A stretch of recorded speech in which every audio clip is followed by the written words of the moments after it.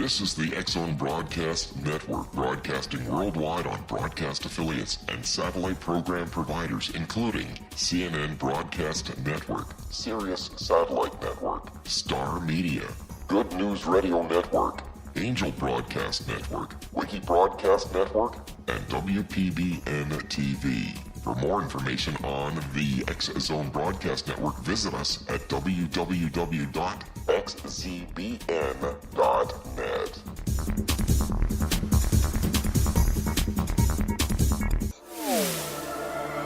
The X Zone Radio Show with Rob McConnell is largely an opinion talk show.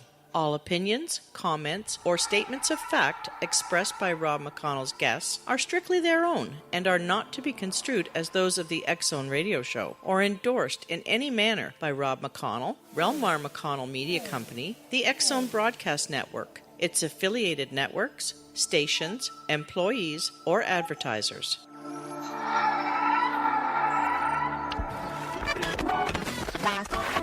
All Hit Radio.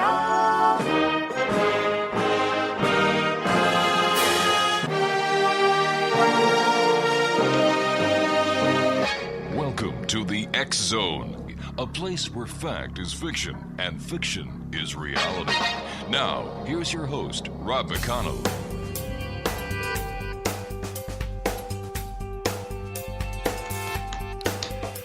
And welcome to the X Zone, everyone. I am Rob McConnell, and for the next 4 hours, I'm going to be your host and your guide as together we cross the time-space continuum to this place that I call the X Zone. It's a place where people dare to believe and dare to be heard. It's a place where fact is fiction and fiction is reality.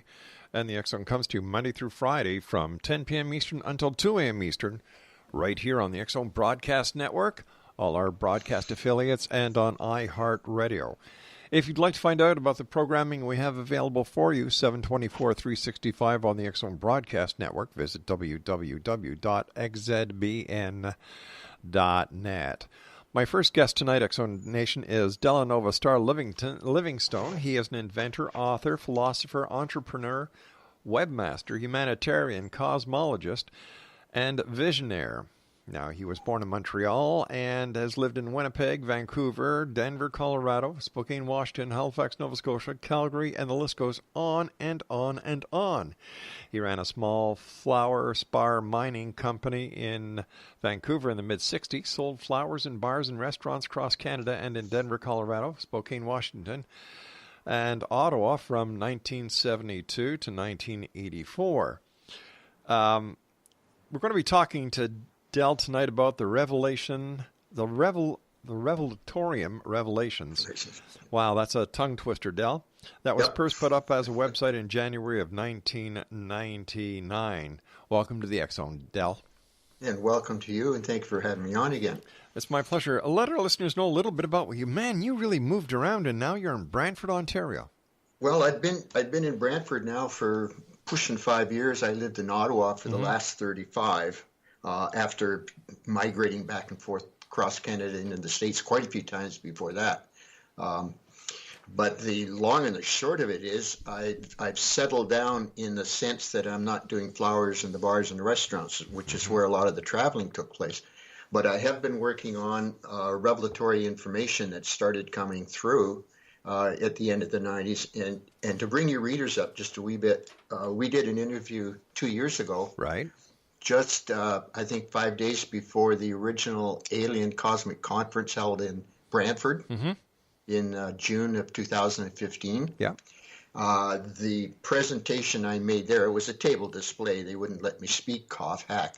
But the table display was basically about the Revelatorium, which at that time was one book. The book is now, in the 2 years since, the original Revelatorium has been factored into two books. The first one is all of the information that had been in the original that dealt with the intelligent design of creation is now in its own book called The Intelligent Design of Creation. What's left in the Revelatorium is now called the Revelatorium of Alpha and Omega. And then starting with the Alien Cosmic Conference last year, again in Brantford, a third book has come up now called the Radionnic Ships of the Heavenly Host. And that's where all of our main focus is right now. And that's sort of more or less what we're going to be talking about tonight. Now, what happened there is I had about maybe 60 photographs in sort of fairly rough shape, but had been taken around Ottawa, Brantford, some of them back into Vancouver, that I had again on the table. Yeah, but photographs of what? Photographs of what? Oh, I'm sorry. Yeah. I'm sorry. I'm jumping miles ahead. Let me go into the sort of a discussion here a bit more at this point. I'm dealing with what's called the radionic ships of the heavenly host.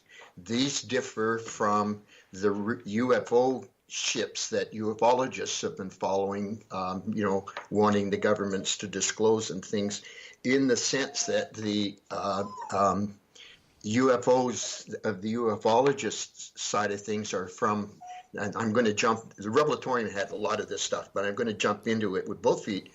They're from a lower fifth dimensional area of just this local universe of about 1,000 galaxies. The radionic ships of the heavenly host are from the upper fifth dimension, and they're from all over creation. And they differ in that the lower ships are able to come down into the third dimension where people can see them going around.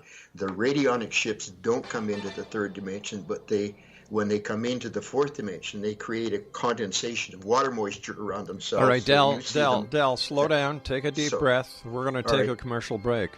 Okay. Exo Nation, our guest this hour is Delahnnovah-Starr Livingstone in Brantford, Ontario.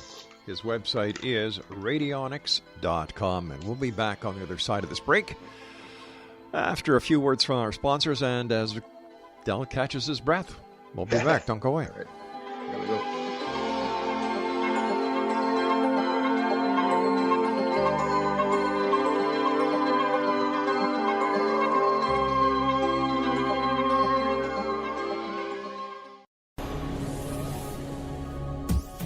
This is the X-Zone Broadcast Network, broadcasting worldwide on broadcast affiliates and satellite program providers, including CNN Broadcast Network, Sirius Satellite Network, Star Media, Good News Radio Network, Angel Broadcast Network, Wiki Broadcast Network, and WPBN TV. For more information on the X-Zone Broadcast Network, visit us at www.xzbn.net.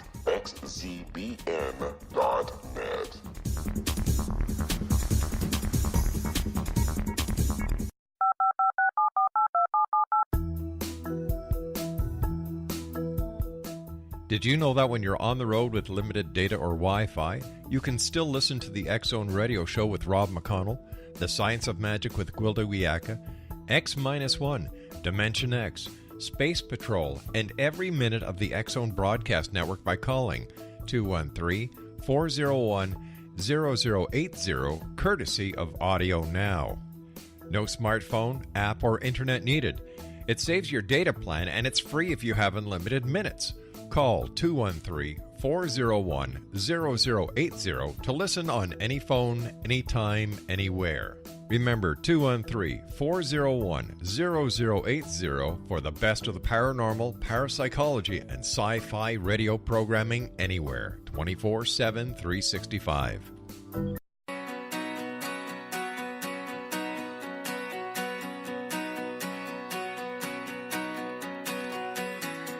Hey, welcome back, everyone. Starr Livingstone is our guest, www.radionics.net. All right, Del, why don't you take us back to the beginning?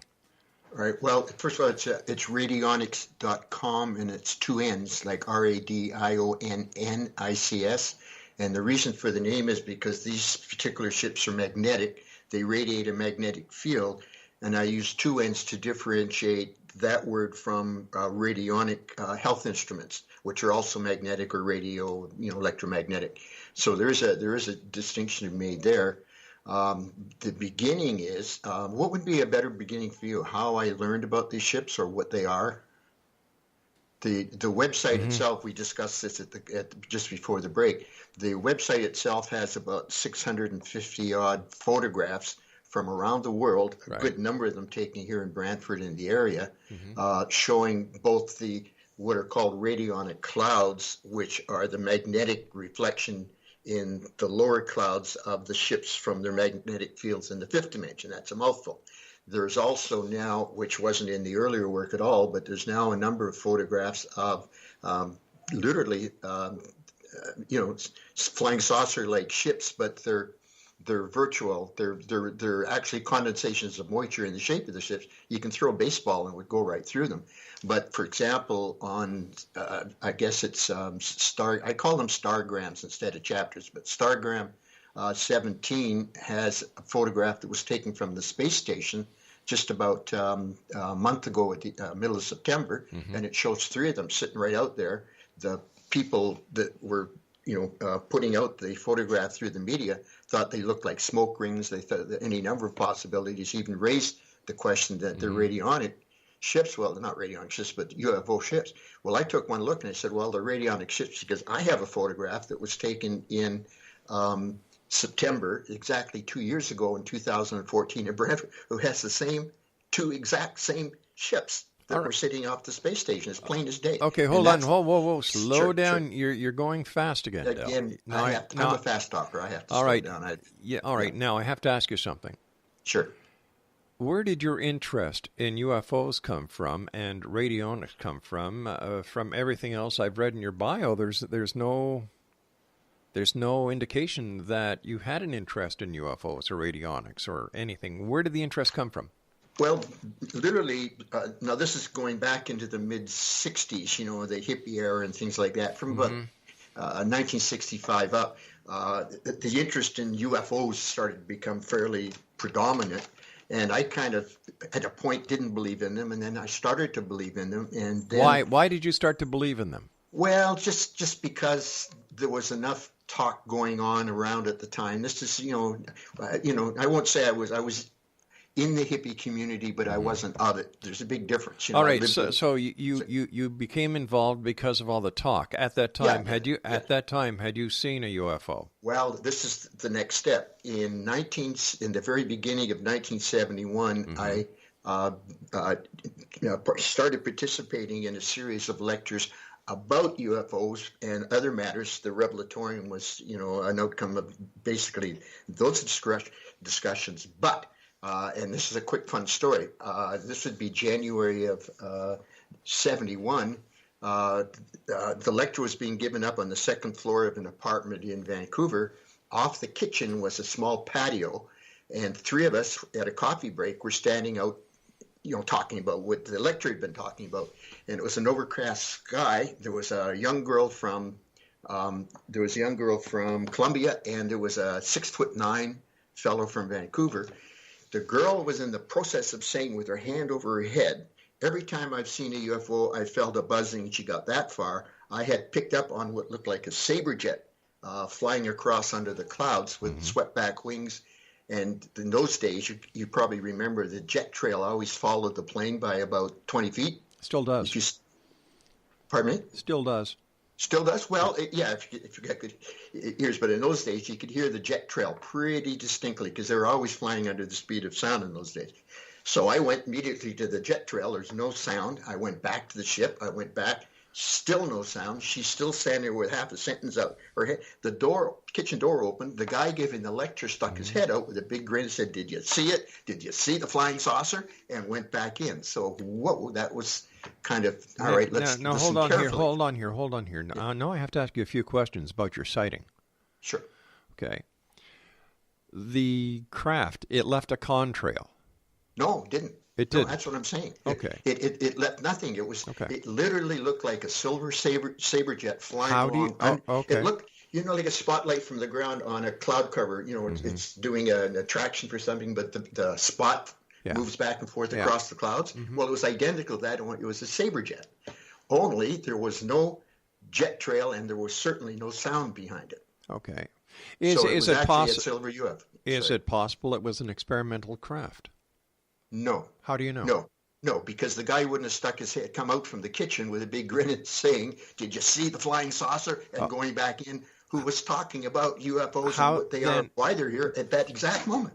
Then let me ask you this. This now. Sure. Slow down again, Del.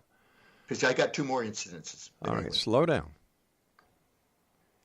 Now, based on the fact that the guy came out, stuck his head out, how did he know that there was something in the sky if he did not, in fact, see it?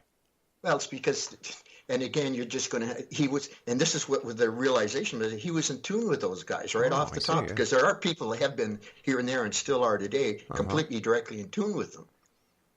And he was in tune with them in order to give the information, and then they sort of set forward the original disclosure about the radionic ships. The second time, because this will help a bit on your question there, we're now talking about June of 71. I was living in downtown Vancouver in upstairs of an old Victorian house, and it was I guess wedged in between a bunch of 20, 30-story high-rise apartment towers. So if you looked up the street, it was like a canyon. Just a little wedge of sky over top. So anyway, I was upstairs, and somebody came running up the stairs out of breath. He said, hurry, there's a UFO right overhead. Well, I come down the stairs 7 at a time, out the door, and sure enough, just like a great big molybdenite silver M&M sitting right in the middle between the two rows of high-rises. At that instant, the party that was upstairs with me came tumbling out the door. Where is it?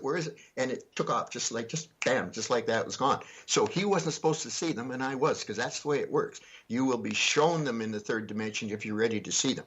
You can be there, you can look right at them, the guy beside you won't see them.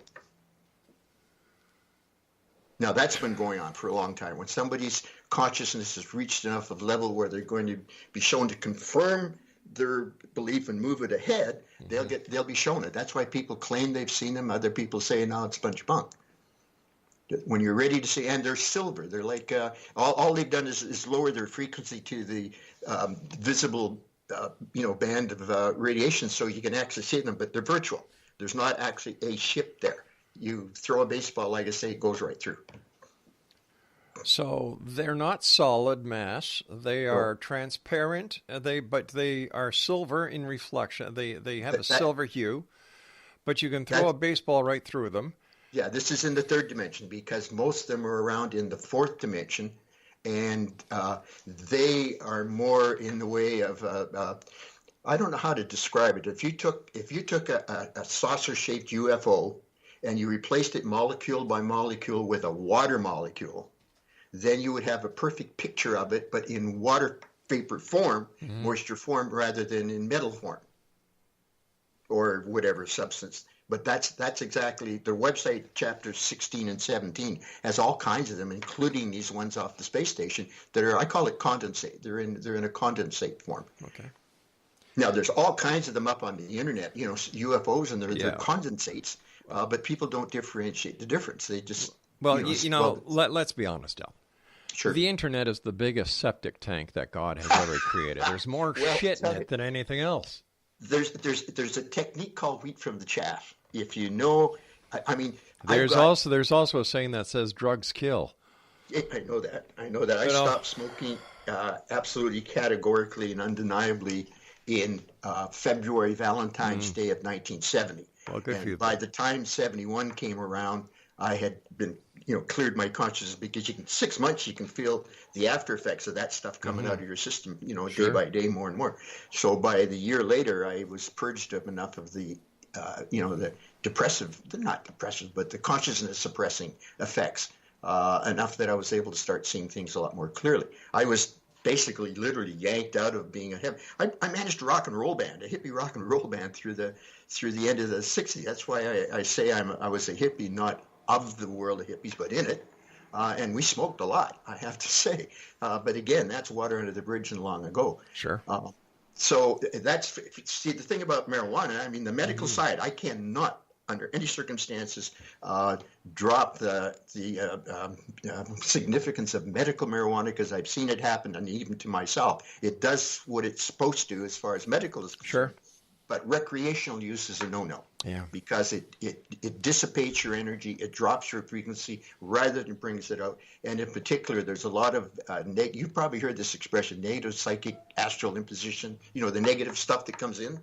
You've talked with people that talk about that. Well, marijuana, when you're using it for frivolous reasons, will allow that stuff to come in. If you go to, when you go into, if you're stoned, you go into like a club or somebody's house, it feels warm and inviting. That's why the hippie club. But if you're straight, you're not a smoker, and you go to those places, they feel cold and clammy. And there's your tip-off right there. Wow. They feel cold and clammy. The same place. Okay, so let's get back to the ships here. Well, now the most interesting one. This happened in '73 when I was down in Denver. The lecturer was now giving lectures down in Denver. This is over a period of about a year, and some of us had come down from Vancouver. Now we're going to go back up to Vancouver. So the morning we were leaving, he held a barbecue in the backyard as a send-off. This is around 10, 11 in the morning, 10 in the morning, 11 and so on. Right overhead, about 1,000 feet up, there was an absolutely perfect cigar-shaped cloud with fuzzy, vibrating edges. Right. It wasn't a cumulus cloud. It was the only cloud in the sky. That's the key. There was nothing else in the sky, clear blue, except for this one long cloud. About 11 o'clock, said, well, all right, I guess we go. So the ones of us going back to Vancouver, hot in the car, we headed north on, I think it was I-40 or whatever it was, due north out of Denver. Right. And they decided that he and his wife hopped in their station wagon and came out behind us to give us a send-off. We come out about 40 miles. That cloud was right over top of their car. Now, at that point, they waved, honked, did a U-turn back over the meridian and headed straight back into Denver, and the cloud went straight back with them. Now, I found a photograph. It's in chapter 15, I guess, of the Radionnics.com that was almost identical to to the cloud that I saw down in Denver, except that it has a few cumulus clouds around too. But take away those, you have exactly what I was looking at. But it went straight back into Denver with him. What I'm saying is that this guy was he was the feet on the ground. All right, Del, stand by. You and I have to take our news break at the bottom of the hour. This is the X Zone. I am Rob McConnell. We're coming to you from our broadcast center in Hamilton, Ontario, Canada, around the world on the X Zone Broadcast Network and iHeartRadio. If you'd like to send me an email, xzone@xzoneradiotv.com, on all social media sites, X Zone Radio TV. And for all the programming on X Zone Broadcast Network, visit www.xzbn.net and simultv.com.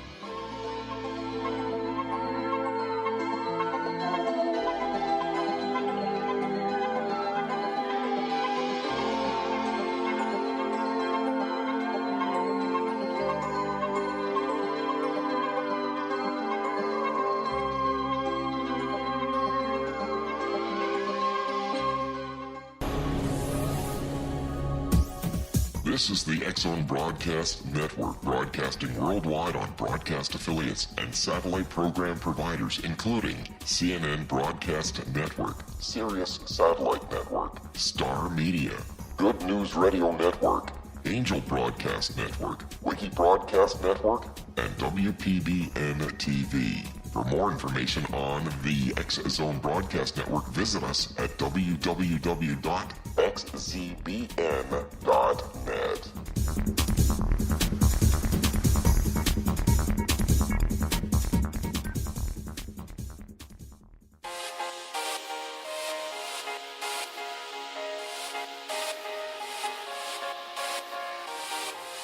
www.radionnics.com, that's radionnics.com, is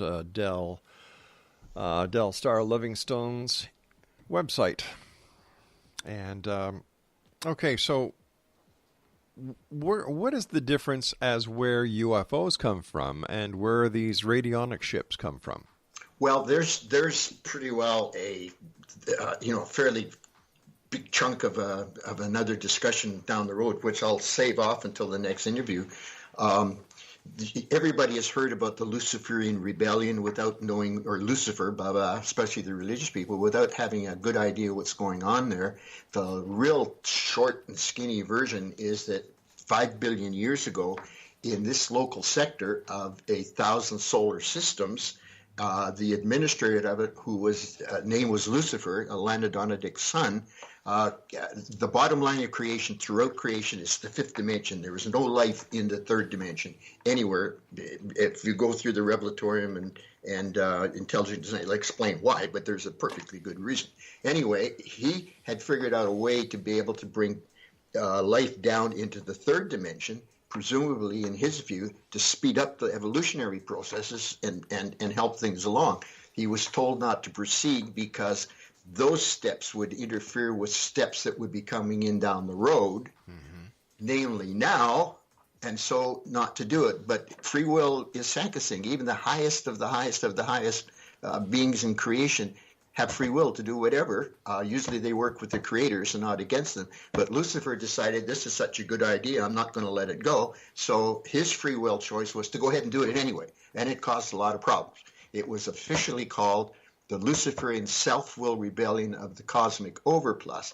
Self-will because what he did was, instead of your consciousness being of love and service to the creators, which is the whole principle of Christ, the Christ principle, what Jesus was teaching 2,000 years ago, without getting religious, because they don't know what really happened then. But nonetheless, he said, well, if we orient the consciousness to this outer ego self, we can boost it up and then make it a standalone that can go back up into the fifth dimension and be free from their obligation or ties to the rest of creation as a standalone entity. And that's why it was called a self-willed rebellion. And that's what they did. They did it, and they ran. The rebellion was allowed to run on its own until 2,000 years ago, when it was finally reached a point of stagnant dead end where nothing more could come out of it that was in any way useful. So Christ on the Mount put an end to it. At that point, all of the UFOs that have been running around that had been generating out of these lesser Luciferian frequencies, there was about 1,000 of them around Earth, they were quarantined here. They can't get out because the Van Allen radiation belt won't allow teleportonic jumps. Now, most of the people that are into UFOs know that there's Slow down, Del. Slow down. Take a breath. Slow down. Right. Most of the people that or a lot of the people you read on the internet are aware of the fact there is a quarantine of some kind in effect. Well, the UFOologists are looking at these ships, which can come down into the third dimension. They do abduct because they're trying to find a way through the DNA, human DNA, to see if they can get out of that quarantine. And so it goes. The Radionnic Ships of the heavenly host, and there's your key, the heavenly host, because these are the same ones that have been throughout the Bible. The Bible talks, if you do a Google search for clouds in the Bible, you'll get couple of dozen different links, different results. And, clouds here, clouds there. We who are on the ground or alive will be taken up with those in the clouds. When he cometh again, he returneth, he will cometh with clouds and so on. All right. Well, we're going to take a breather here because you're going way too fast again. Oh my goodness. All right. Now you've got to go slow. All right. Yeah, because people, my producer can't understand what you're saying. And if he can't understand, our listeners aren't going to understand. Can't understand. All right. Okay, now I have to ask you, and I want you to take your time answering these questions. Where did you get this information from about the Radionnic Ships and, the billion years ago and where did you get this information? Well, the teachings that took place in the early 70s, the point or the purpose of the teachings was to teach you how to become your own source of information by asking and being able to understand your responses. Okay, now what courses? Well, there was a Christ. It's called a Christ teaching. Christ teachings teach you how to. The Bible says, "Ask and you shall receive." It also says, "Ask and I will answer, because I'm closer in hands and feet." What these refer to is the fact that you do have a mechanism to your higher consciousness that will bring that information to you on the spot. Then taking it up a step further, where the prophets receive their information and so on by, is that the information will be brought down from the higher dimension into your higher consciousness, which will bring it down into your outer consciousness, where you see it as a vision or an insight or various things like that. So let me ask, whoa, slow down here. Slow down.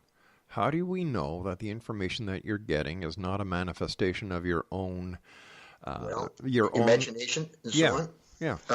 cause always confirms itself in effect. And How? that's a good one, because if you're not sure of it, first of all, sometimes you'll get an extreme certainty of that feeling. You'll get a yes or no. And if you watch things happen, it's happened to me countless times, down the road, it gets confirmed by something that goes on in the outer world all the time. And that's one of the main ways. People say, "Are you channeling?" No, I'm not. This has nothing to do with channeling. It's called Melchizedek attunement and consciousness, and it means it's a direct thought transfers. I get the thought. It's my job. I call myself a wordsmith. If you go through the Radionnic website, you'll see. Oh, the okay. term. Now slow down here again. Hold on here. Sure. Who do you get this information from? Well, it comes. I know I've had a good part of this has come from the Melchizedek worlds and the Magellanic clouds. Some of it has come from Nebadon, which is the capital of this galaxy. Oh, okay. Now let me ask you. Hold on here. Let me ask you. How do you know? How do you know the name of the capital of this galaxy? Well, now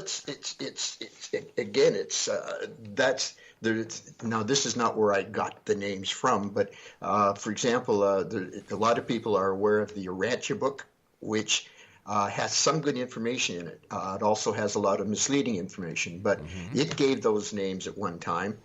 Those names have come around again. Versa, for example, is the headquarters of this local super universe, and I know that I have an attunement straight out there. It's not like I get the message and it came from there. I just get the message. I get. There are people now calling the term download. I've heard that term now used by quite a few people in the last year and a half. They call it downloads. They get a new piece of information, and it's up to them to sort the wheat from the chaff. The reason, again, the importance of the fact that I had stopped smoking marijuana, because if you're still smoking marijuana, you can't tell the real ones from the illusionary ones, because you're correct about that. If you're smoking pot, you can have all kinds of wonderful and wild, huge illuminations that are straight out of your imagination, because pot will do that. So the way to how the radionics information now has come together as it currently exists. I had by now been living in Ottawa from the 70s up until the early 90s. I had done nothing with the information and had not spent any time musing with and so on. I did notice, without any reason to wonder what was going on, I did notice that the skies often had crisscrossing lines all over the place, sometimes like broken glass. But in 1994, all of a sudden, those are the magnetic cloud reflections of the radionic ships. Picture was clear as a bell, instantly, clear as a bell. And what happens is that these, I use the term anchor ships for lack of another, it works. Two of these ships will come in, they'll set up 180 degrees apart from each other. One will be a magnetic, negative magnetic pole. The other will be a positive pole, just like a bar magnet on the table. And they'll set up a magnetic field between them. It could, in some cases, be hundreds of miles apart, sometimes quite close. But they'll set up a magnetic envelope. Well, hold on here. Let us say that there are two hypothetical ships. One is emanating a positive, and the other is a negative. What would happen if an aircraft flew in between those two poles? Absolutely nothing. You're wrong. You are wrong. You are wrong, no. sir, because if, in fact, there is a reversal of the polarity in the poles, the jet engines would stop. Rob, that's a beautiful question to ask, because in chapter 2, I can't remember which figure it is, of the Stargram 2 of the Radionnic website, there's a picture of one of these magnetic clouds. They're always vertical. These anchor ship ones are vertical. They have an apex point just off, 10, 15, 20 degrees off the horizon. Yeah. And right up the middle of it, there's a contrail that's a perfect spiral. A jet plane contrail. It's an absolute corkscrew spiral. If you go, and that was you don't get the two at the same time very often, but in this particular case, I was able to get the positive pole one in the 180 degrees in the opposite direction, and there was the contrail coming down, right down into the apex. Now he's on the way to Buffalo or wherever the heck it was. So you took this picture yourself? Yeah, a good number of the pictures in this website I took myself, yeah. Mm-hmm. And there's quite a few lately, some really good ones that have just come in recently by people that have seen the website and said, hey, but wait a minute, I've got some of those. I just got a bunch in 5 or 6 days ago from a fellow in Medicine Hat. He probably sent me about 20. He's been photographing without having a clue since 2012, just because he knew they were different than clouds. And the first, I've got 4 of them in the website now, and the first one in there is from all the way back to 2012. Let me ask you this question. Have you had a meteorologist look at these pictures, and if so, what have they said? Well, I haven't had meteorologists, but I have not most people, but people look at it and say, them's chemtrails. No, wait a sec. Wait a sec, hold on here. If you're calling them clouds, why haven't you had them authenticated as either clouds or not clouds by members of the scientific community? Well, all right. That's. I haven't taken the step to do it. I have sent the information out to a few, but never got any replies back. But the thing is, you have to go to the website. The first page, the introduction page, will show you right then and there, these are not your normal meteorological events. But once again, why don't you have that validated? Well, that's a point. You make a valid point. I've never thought of doing that because I didn't think I need to, but maybe so. Did you expect people to take your word for, your words as the gospel? Well, this is what they are? This is the website reinforces itself. I have a picture over here in chapter 3, and all of a sudden now there's one way over in chapter 15 that's literally identical to that one on opposite sides of the planet, 3 years apart. Identical. Not identical. They can't be identical, but they're close enough that they're like kissing cousins. And I've done that all the way through the website, reference one back to the other to build that unification. See, there's some pictures in there that I agreed, somebody might argue it, but there's some in there that are so dead bang it's impossible to say, that's not something else. Why not? It's because it's just the But your expertise sits so well with what has been said. Yes. But hold on. No, that's true. It's still not scientific. Hold on. We've got to take our final break. We'll be right back. Sure. Right. X Zone Nation, we'll be back on the other side of this break as we wrap up this hour here in the X Zone from our broadcast center in Hamilton, Ontario, Canada. My name is Rob McConnell. Whatever you do, don't go away. We'll be back wrapping this hour up.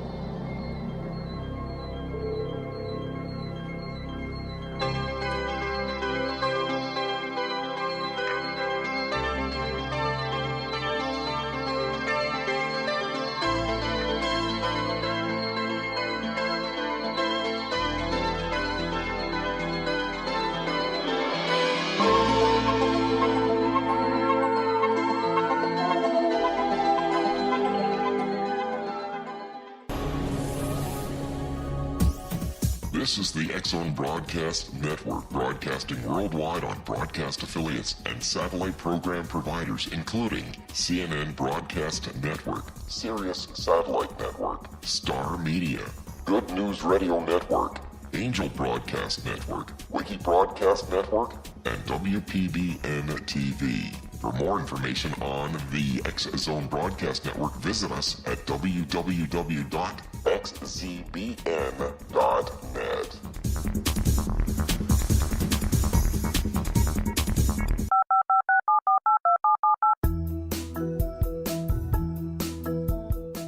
Did you know that when you're on the road with limited data or Wi-Fi, you can still listen to the X Zone Radio Show with Rob McConnell, The Science of Magic with Gwilda Wiyaka, X-1, Dimension X, Space Patrol, and every minute of the X Zone Broadcast Network by calling 213-401-0080, courtesy of Audio Now. No smartphone, app, or internet needed. It saves your data plan, and it's free if you have unlimited minutes. Call 213-401-0080 to listen on any phone, anytime, anywhere.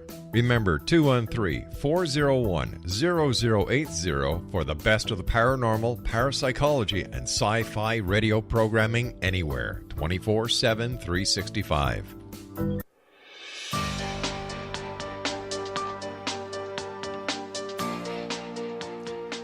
www.radionics.com is the website.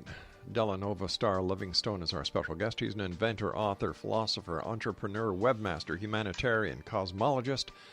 and Visionaire. Once again, www.radionics.com. Okay. Rob, if I can, with the time we have left, can I give one more sort of small story, because it will help take it out of the need to have it scientifically. I hope so. But I had, this is now pushing 2014, I had befriended through the internet, because he had spotted some of this stuff, a friend in Kampala, Uganda, who had sent me actually 4 or 5 pictures that he'd taken, again going back 2013, 2012, and so on. But we had also been discussing these nighttime downloadings, and he sent me a fairly long email one day and said he had a fairly interesting event the night before. He had been talking at length with somebody who was queuing him up about something. I have no idea what it was. But anyway, when he was finished, he says, I'm going to have to tell Delahnnovah that. And the party in the vision said, he said, say hello to Delahnnovah for me while he waves with his right hand. And that was the end. So he sent me that. That's a very odd communication. The point of it is, though, that I had moved from Ottawa after seeing these crisscrossing. By 1994, I knew what they were. But I had been in Ottawa without doing anything about it again, because it wasn't time yet, evidently, all the way through to 2013. Beginning of 2013, I moved to Brantford. And for a year, 14, 15 months, there was nothing in the sky whatsoever. And I thought, oh, no, left them all behind in Ottawa and, whatever. So 11 days after I got that email from my friend in Kampala, I woke up one morning out the back window. There's one sitting wall to wall. First one I saw in Brantford, absolutely magnificent, wall to wall, one end to the other. And oh my goodness, the light bulb didn't go off. The next morning it was still there. The light bulb went off, so I went out and waved with my right hand. Now that's pretty tough to put down into scientific inquiry. Well, I've had my producer and one of our researchers go through your website and look at the pictures of the clouds, and they're just cirrus clouds.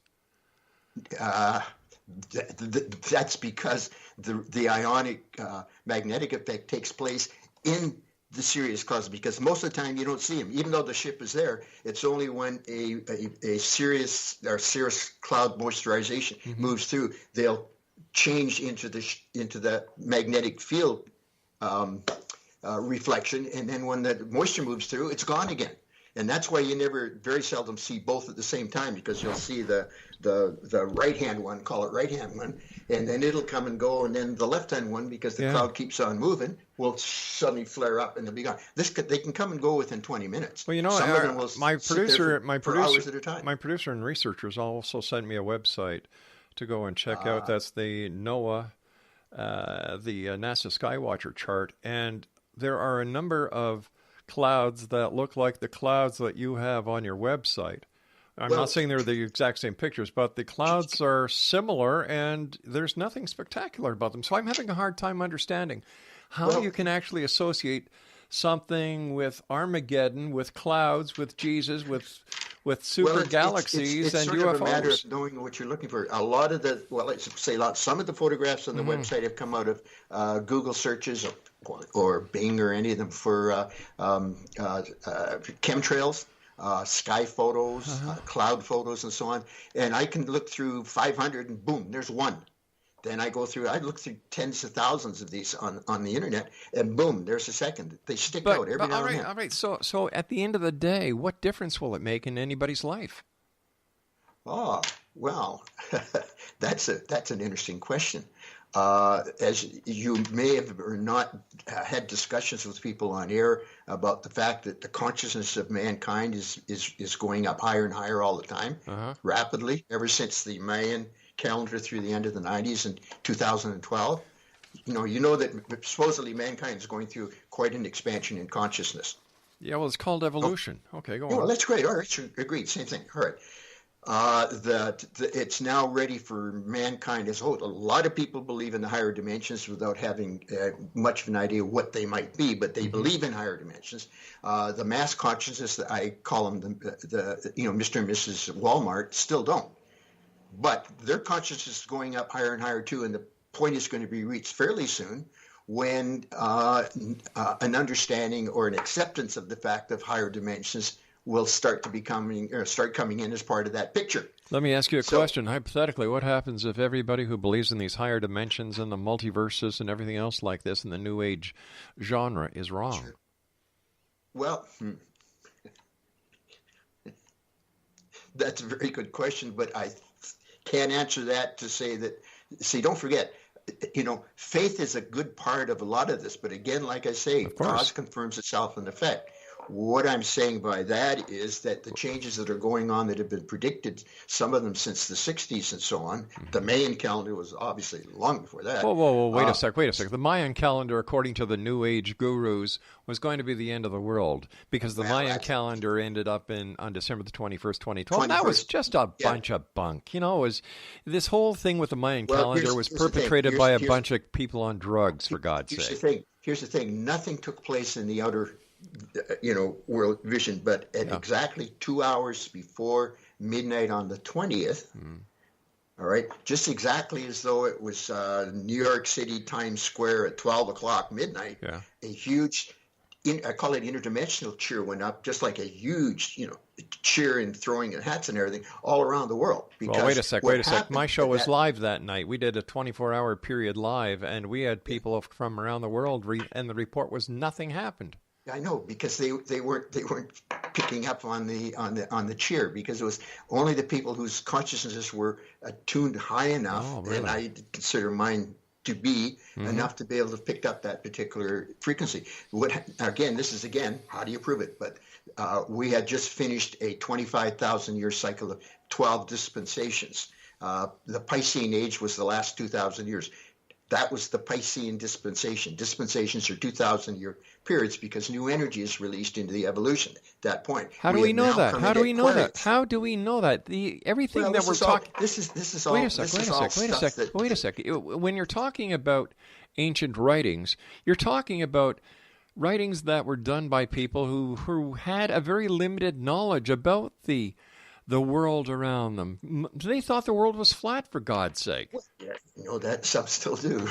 Those are the people who deserve to be in the insane asylum, Earth's fifth dimension is flat. It's not the third dimension is flat. Earth's fifth dimension is flat. But that's, again, another side of things. Anyway, how do I put it? Just because the fact that most people don't get this kind of information shouldn't dismiss the possibility that some do. But the big problem is what are slowly raising the big problem is those who claim to have the information do not put it across as anything that could be taken seriously. No, because the matters of the higher dimension can't be shown except by analogy or by example, and I consider these radionic ships a perfect example. Can't be shown in the third dimension. It's not something of the physical plane.